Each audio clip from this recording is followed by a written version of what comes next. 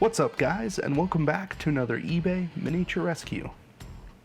So this Doombull was sent in by Chris from Canada, and he had purchased this on eBay a few years ago. It's one of the older pewter Doombulls, one of the original fantasy ones. And obviously it's got some pretty thick paint on it. It's kind of been around for a while. So what I'm going to do is strip the entire model using isopropyl alcohol. That's a little bit different from what I'm normally talking about, but my sonic cleaner exploded. So I had to go get some isopropyl alcohol, which honestly works a lot better for pewter models, and it works for plastic too. But I decided I'd try it out and see, the pros and cons of it compared to my sonic cleaner, especially the fact that it's not even functioning right now. I have to get another one. And I was pretty happy with the results. It came out really clean, really quickly, and I was able to come back in, fill in all the gaps with Milliput, and do a couple of coats of Vallejo surface primer to get us started. Our first color is going to be Flesh from Vallejo Game Air. So this color is a pretty bright skin tone, and it's usually used as a highlight to some other game colors. So the reason behind that is that I want to bring in some pretty heavy washes a little bit later on, and I want to maintain the brightness of that skin where I can. I'm also going to be trying to preserve most of the original idea behind this model, which is a little bit darker skin tone than I want to go for, but I'm going to be introducing a lot of browns and dark reds, that kind of thing, into the rest of the body. So wherever the flesh is, I want it to be brighter than everything else.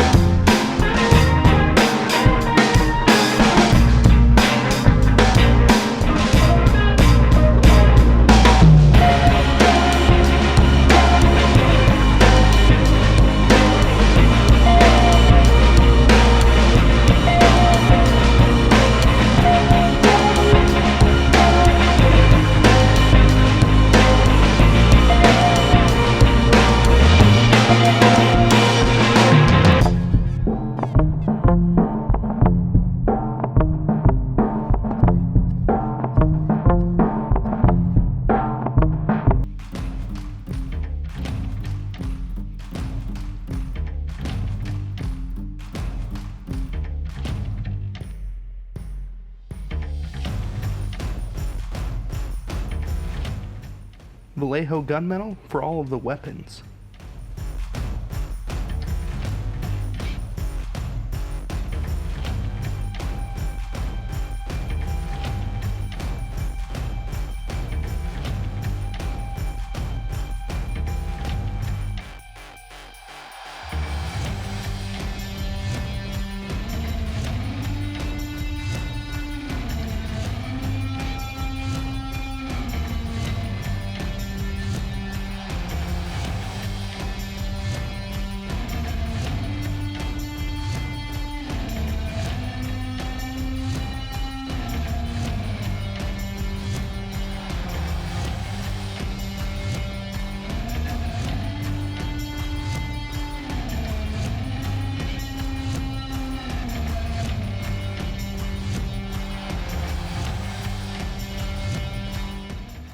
I also used this color to fill in this little talisman hanging off of his belt, and I took care of the icons on the front and back of his belt. I tried to leave them white earlier, and then I just didn't really like the way that was going, so I thought I'd just go over it with silver, and that kind of ties any of that silver stuff together. It's not just on the weapons, it's kind of scattered throughout the model. And I thought I'd mention that, this is one of those kind of happy accidents, right? Sometimes you're just in the middle of a project and you're painting something and you just don't really like the way that something is turning out. But you look on your desk, you find another color that'll suit, and you just try it. And in this case, it worked out really well for me. I guess it's just good to know that not everything always goes according to plan, and there's really nothing wrong with that. If you make a mistake, embrace that and try and make the best of it. Skeleton Horde for all of the bone.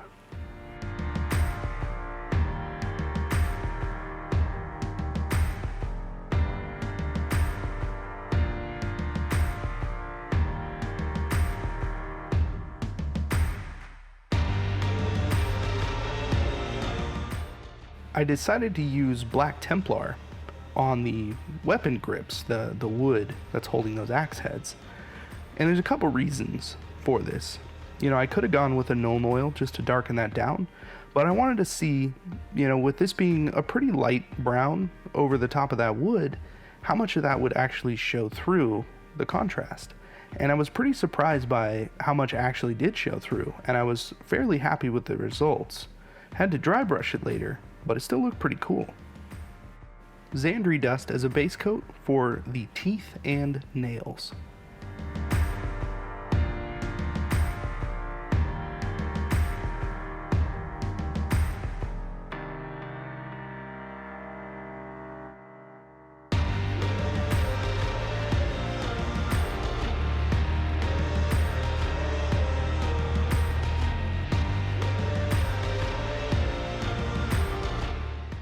Now with our first traditional shade, I'm going to bring in Nuln Oil to darken down all of the corn red and the silver.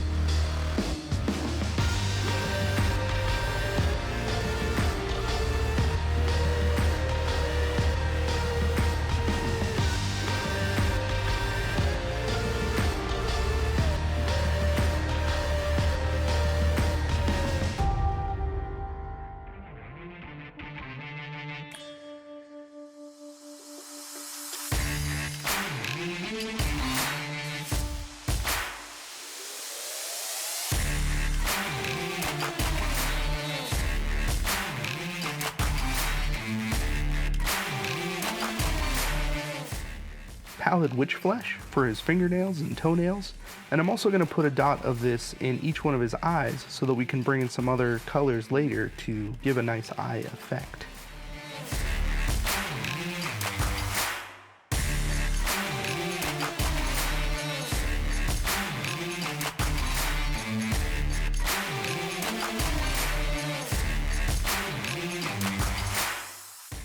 Using Bloodletter, I'm going to drop this into each one of his eyes, and that's going to settle kind of around the edges and just tint that white just a little bit and give him a nice fiery red eye effect. Vallejo steel is going to be our highlight color for all the metallics. So I'm just going to edge highlight the blades. I'm going to try and sharpen the edges with just by pulling back, at an angle on each one of them. And then I'm also going to highlight all of the other metallics across the entire model.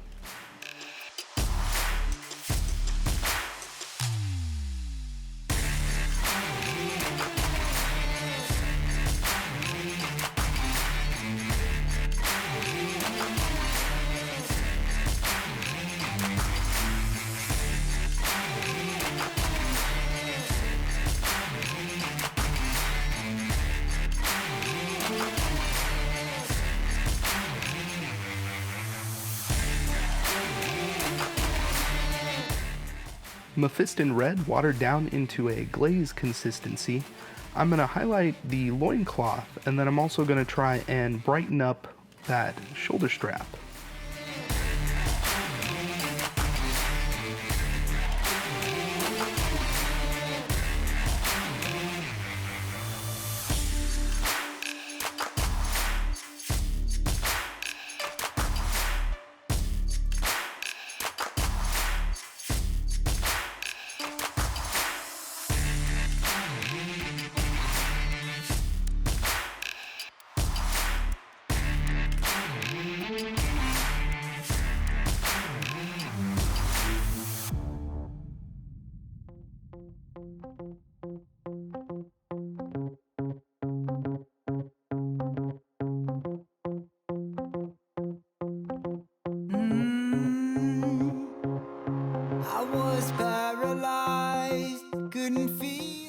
Using a pretty large makeup brush, of all things, I'm going to dry brush very lightly this Gorthor brown onto all the fur and any of the wood parts, and we're just going to try and tie a lot of this color together. Now, I've heard tell of dry brushing in this manner using one of these large makeup brushes, and for a while there I was thinking, how could it be that different? But because of the way these brushes are made, they're very, very soft and they're big.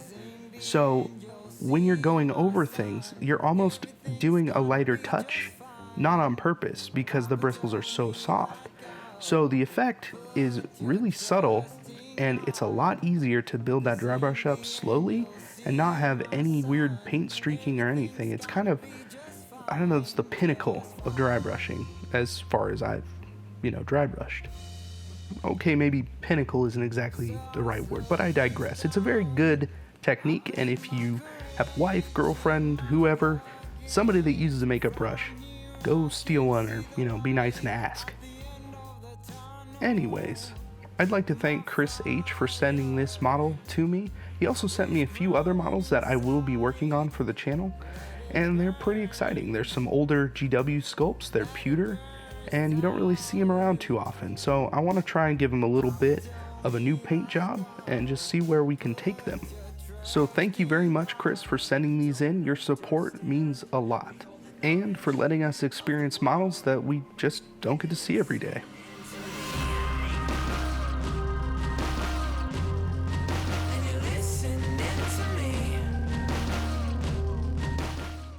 Once again, thank you very much for joining me on another eBay miniature rescue.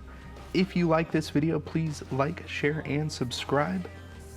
Once again, I am Casey, and I will see you in the next video.